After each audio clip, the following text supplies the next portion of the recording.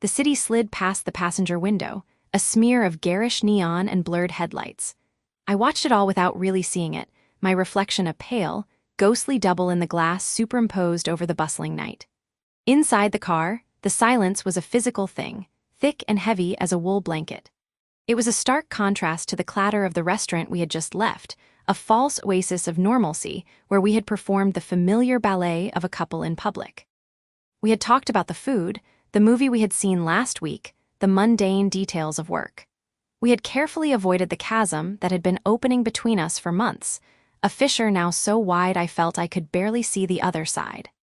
My hands were clenched tightly in my lap, the knuckles white. I could feel the weight of the words I had been rehearsing all evening, a leaden pressure in my chest that made it difficult to breathe. I stole a glance at Marcus. His profile was illuminated by the soft green glow of the dashboard lights. He looked calm, one hand resting lightly on the steering wheel, the other tapping a quiet rhythm against his leg. He was humming something, a tuneless, absent-minded sound that scraped against my raw nerves. He was so infuriatingly at ease, so completely unaware of the storm gathering in the seat beside him. Or perhaps he was aware and simply did not care enough for it to disturb his peace. That thought was like a spark on dry tinder. It had been the comment about the paint samples. That was the moment the dam had finally cracked. This afternoon, my mother had stopped by the apartment, a place that still did not feel like mine, let alone ours. She had brought over a folder of fabric swatches and paint chips, her idea of helping to make the place a home. Marcus had been there, working on his laptop. He had smiled that charming, diplomatic smile he reserved for my family, the one that never quite reached his eyes.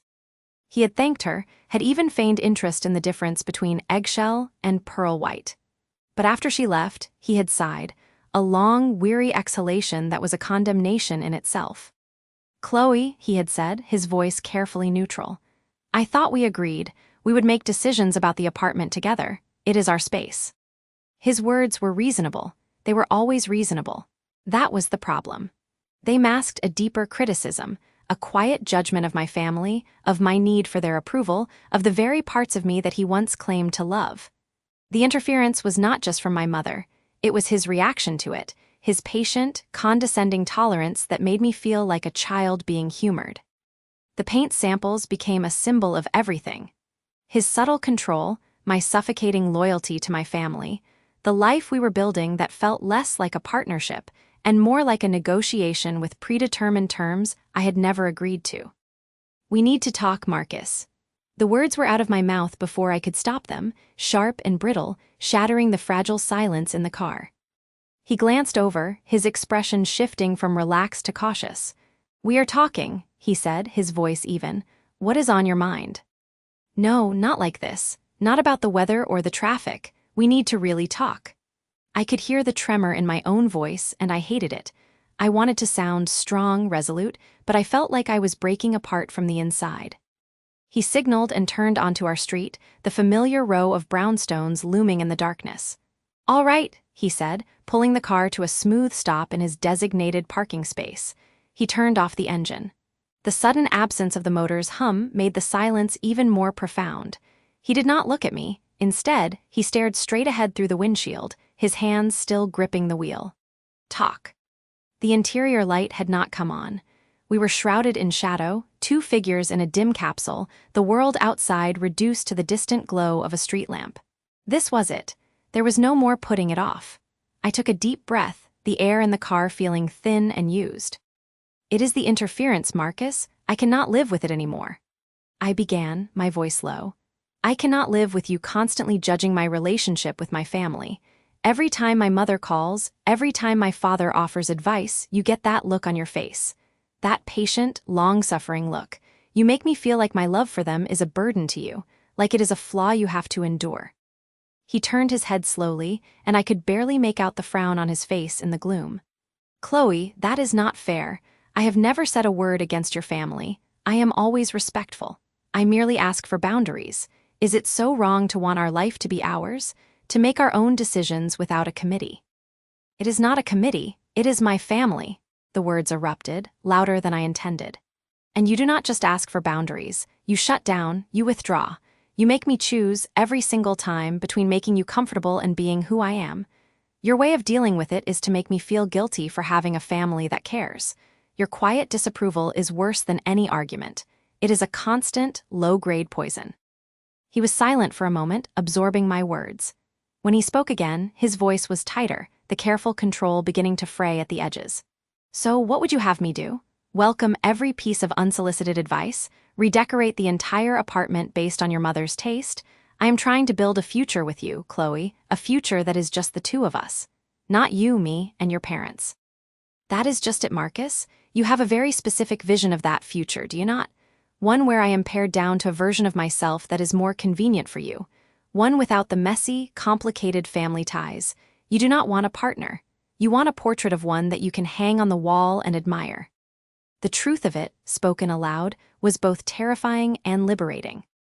"That is a ridiculous exaggeration," he snapped, the first real heat entering his voice. "You are twisting everything. I love you. I have always loved you.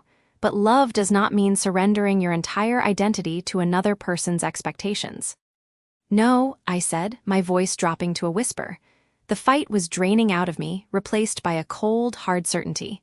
"It does not, and I will not surrender mine any longer." I looked at him then, really looked at him. In the dim light, I could see the tension in his jaw, the confusion and anger in his eyes. This was the man I had thought I would spend my life with, the man whose smile used to make my heart feel too big for my chest. Now, all I could see was the gulf between us, vast and uncrossable. I took another breath, the final one before the plunge. "So here is the truth, Marcus. This is the only way this can work, the only way." I paused, letting the absolute finality of the statement hang in the air between us. He was staring at me, utterly still, waiting. The air was so thick I felt I could touch it. "You have to choose, it is me or it is your career. The promotion, the transfer to London." The words landed not with a shout, but with the quiet, devastating force of a verdict. I saw the shock register on his face, his eyes widening slightly, his mouth parting as if to speak, but no sound came out. The ultimatum was out there now, naked and irrevocable. It was no longer a secret fear in my heart. It was a choice I had laid at his feet, a bomb I had placed in the center console between us. He did not speak. He just stared at me, and in the profound silence of that dark car, I could hear the faint, frantic beating of my own heart, a desperate drum counting down the seconds until everything shattered. The train wheels hummed a monotonous dirge against the tracks, a sound that had been my only companion for 300 miles. I watched the world blur past the window, a smear of grays and greens that mirrored the static in my own mind.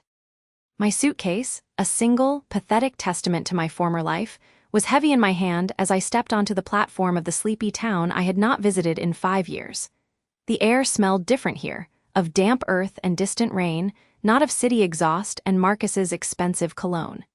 Each breath felt like the first one I had taken in weeks, sharp and clean and painful. Aunt Ruth was waiting for me, exactly as I knew she would be.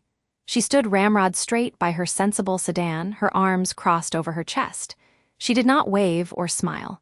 Her gaze was a physical thing, scanning me from my tangled hair to my scuffed shoes, taking inventory of the damage.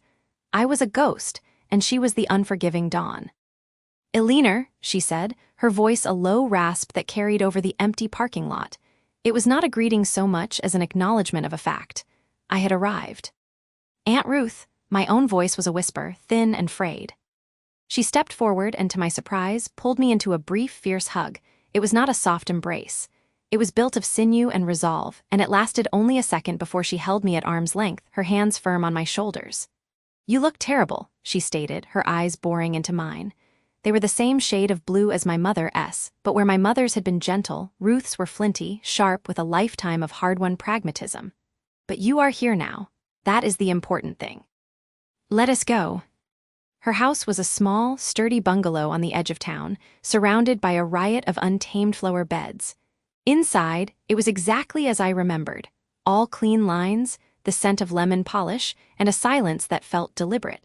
She led me to a small room at the back of the house, a sunroom that had been converted into a spare bedroom. A patchwork quilt was spread neatly on the single bed. "This is you," she said, setting my suitcase down. "The bathroom is across the hall, towels are in the cabinet, we eat dinner at 6. I do not tolerate lateness." I stood in the center of the room, feeling like an intruder. "Thank you, Ruth. I do not know what I would have done." She cut me off with a wave of her hand. "We are not going to talk about what you would have done. That is a pointless conversation. We are going to talk about what you are going to do. But first, you are going to sleep. You look like you have not slept since the invention of the wheel." She turned to leave but paused at the door. "He is a fool, Eleanor, a weak, selfish fool, and you are well rid of him, remember that." The door clicked shut and I was alone. Her words, sharp as a surgeon's scalpel, had cut through the fog of my grief not to heal but to drain it. There was no pity in them, only a righteous, clarifying anger. I sank onto the bed, the quilt rough beneath my fingers. For the first time since I had found that text message, I did not feel like I was drowning. I felt like I had been thrown onto a rocky shore, bruised and broken, but alive. The anger was a lifeline, and I clung to it. Meanwhile, in a penthouse apartment that gleamed with a cold, sterile perfection, Marcus was drowning in silence. The sheer scale of the space, with its floor-to-ceiling windows showcasing a glittering cityscape, only amplified the emptiness. He stood at the window, a crystal tumbler of amber whiskey-heavy in his hand. Down below, the city pulsed with life, a rhythm he could no longer feel. This was not the life he had imagined. This was a gilded cage. "Are you just going to stand there all night?" Chloe's voice was a sharp intrusion from behind him. She stood in the doorway of the living room, her silhouette lean and elegant against the harsh modern lighting.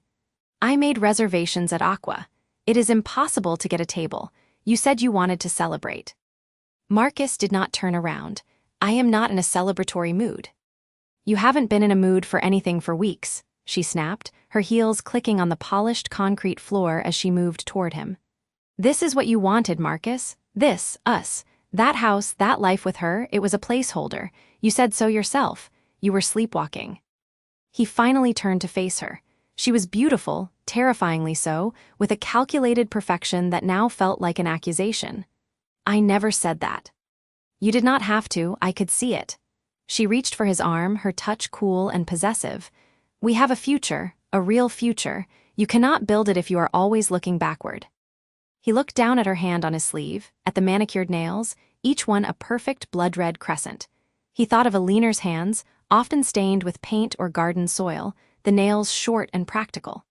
The memory was a physical pain in his chest, a sudden, sharp compression that made it hard to breathe. The guilt was a shroud he could not remove, growing heavier with every passing day, fed by Chloe's casual dismissal of the life he had destroyed. "I need some air," he muttered, pulling away from her touch. "Marcus," her voice cracked like a whip, "do not walk away from me. We need to talk about this." "There is nothing to talk about," he said, his voice flat. He walked to the foyer, shrugged on his coat. The air in the apartment was suffocating. "It is her, is it not?" Chloe's voice had lost its sharp edge, replaced by a cold, simmering fury. "You are still thinking about her. After everything she put you through. After how she trapped you." That stopped him. He turned, his own anger, misdirected and desperate, finally surfacing. "She did not trap me. I married her. I made a vow." "A vow you broke for me," she said, a cruel smile touching her lips. "So what does that make me, Marcus? The villain, or just the upgrade you are too cowardly to enjoy?" He stared at her, the truth of her words hitting him with the force of a physical blow. He had no defense. He opened the door and stepped out into the hallway, the sound of the heavy door closing behind him like the ceiling of a tomb. Back in Ruth's sunroom, I woke from a deep, dreamless sleep to the smell of roasting chicken. The digital clock on the bedside table glowed 5:48. For a single, disorienting moment, I expected to see Marcus's side of the bed, to hear the soft hum of his breathing. The recognition of where I was and why crashed over me anew, but the sharp edges of the pain were now wrapped in Ruth's tough love. Dinner was a quiet, deliberate affair. Ruth served the food with an efficiency that bordered on militaristic. She asked no prying questions, instead talking about the town gossip, the failing hardware store, the new young couple who had bought the old Henderson place. It was a lifeline to normalcy, and I grasped it with both hands. After we had washed and dried the dishes, side by side in a comfortable silence, she led me to the living room and handed me a thick photo album. "I thought you might want this," she said, her voice softer than I had ever heard it. "Your mother would have wanted you to have it." I opened the album. The first photo was of my mother, young and vibrant, her arms wrapped around a man I barely remembered, my father. They were laughing, their heads thrown back with a joy that seemed to radiate from the faded photograph. I turned the page, and there I was as a gap-toothed child, sitting on my mother's lap. Another page, and I was a teenager, my arm linked with Ruth's at some long-forgotten family barbecue. A life. A whole, complete life that existed before Marcus. Tears welled in my eyes, but they were different this time.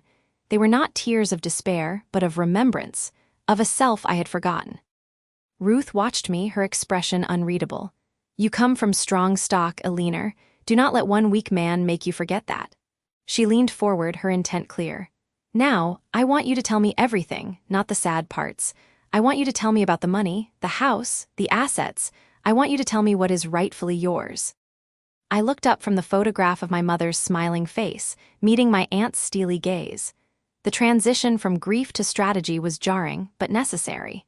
The emotional tide was receding, and in its wake, a new resolve was beginning to form on the shore, hard and determined. Ruth was not just offering a safe harbor, she was preparing me for war.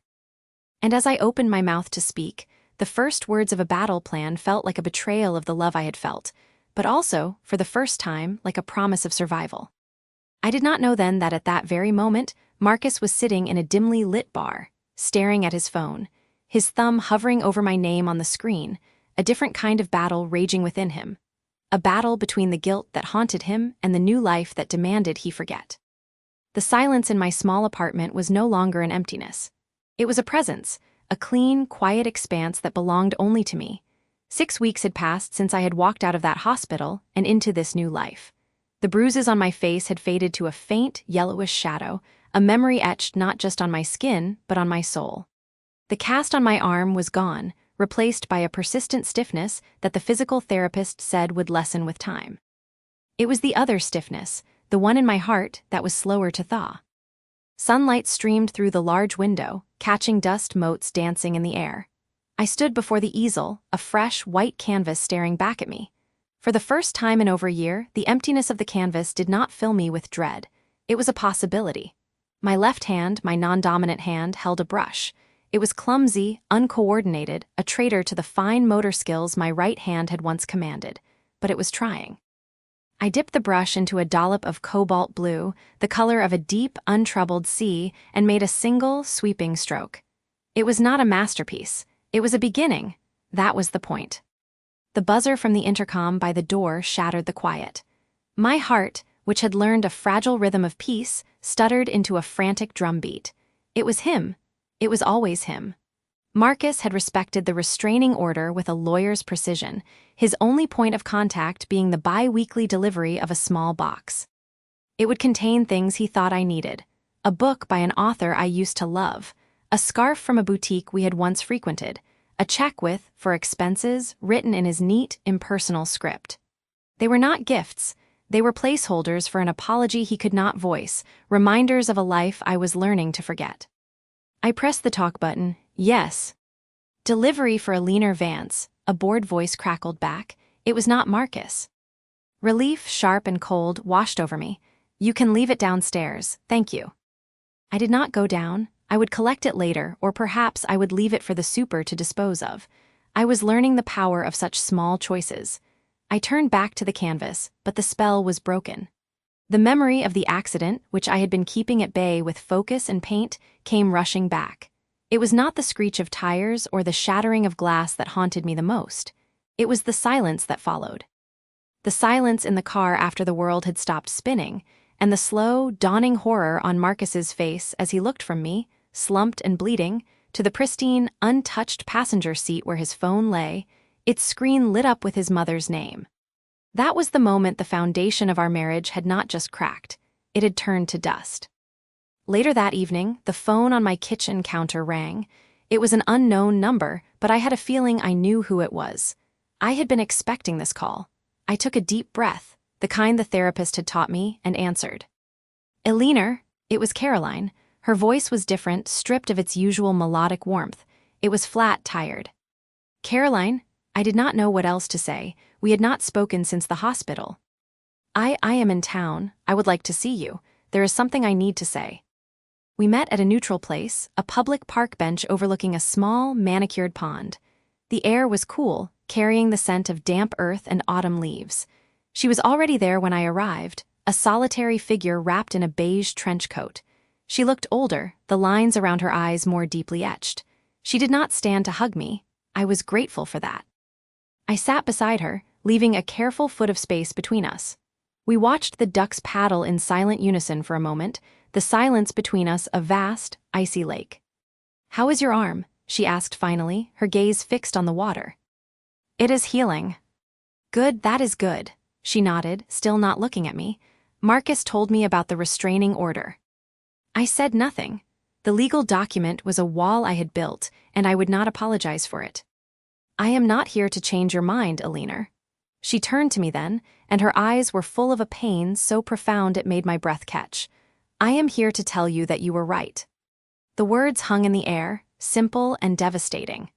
I had waited years to hear them, but now that they were spoken, they brought no victory, only a deep, resonant sadness.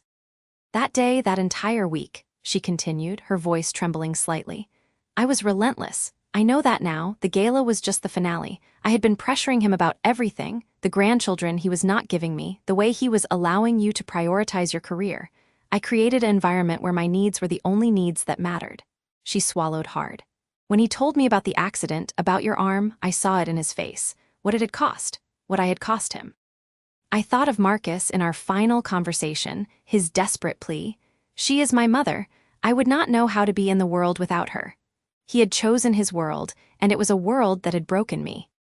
"I love my son more than life itself," Caroline whispered, a single tear tracing a path down her cheek. "But I do not think I knew what love was. I thought it was possession. It is not. It is wanting someone to be whole, even if that wholeness takes them away from you." She finally looked at me, her expression raw and open. "I am so sorry, Alina, for everything. For the pressure, for the disrespect, for the phone call that broke your arm and your marriage. The blame for that rests with me." I absorbed her words. They were a balm and a poison all at once.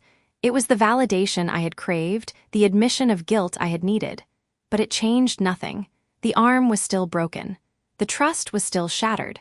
Marcus had still chosen. "Thank you for saying that, Caroline," I said, my own voice quiet but steady. "It means a great deal to me, but it does not change anything between Marcus and me." "I know," she said softly. "I am not asking for that. I am clearing my side of the street. You deserved better from me, from both of us." We sat for a while longer, two women bound by a shared tragedy, separated by an unbridgeable chasm. There was no hug, no tearful reconciliation. When she stood to leave, she simply nodded to me, a gesture of sad, final understanding. I watched her walk away, a solitary figure disappearing into the twilight, carrying the weight of her remorse with her. Back in my apartment, the silence felt different. It was heavier now, filled with the echo of Caroline's apology. I looked at the canvas with its single, brave stroke of blue. My life was my own now. It was smaller, quieter, and bore the scars of a great fracture, but it was mine to paint.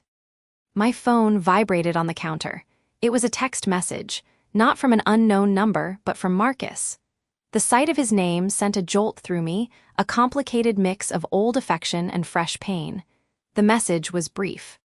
"Alina, Mother told me she saw you. I understand things cannot be fixed, but there is one thing I never gave you that I should have. It is at the house. May I leave it for you on the porch tomorrow? You do not have to see me. Just say yes or no." I stared at the screen, my heart pounding. What could it be? What single object could possibly encapsulate all that was lost? A part of me screamed to type no, to sever this last, thin thread. But another part, the part that was still healing, was dangerously, irresistibly curious. This was not an ending. It was a new, uncertain beginning. My thumb hovered over the keypad, poised between the peace of my new solitude and the ghost of a love that had, in the end, not been enough.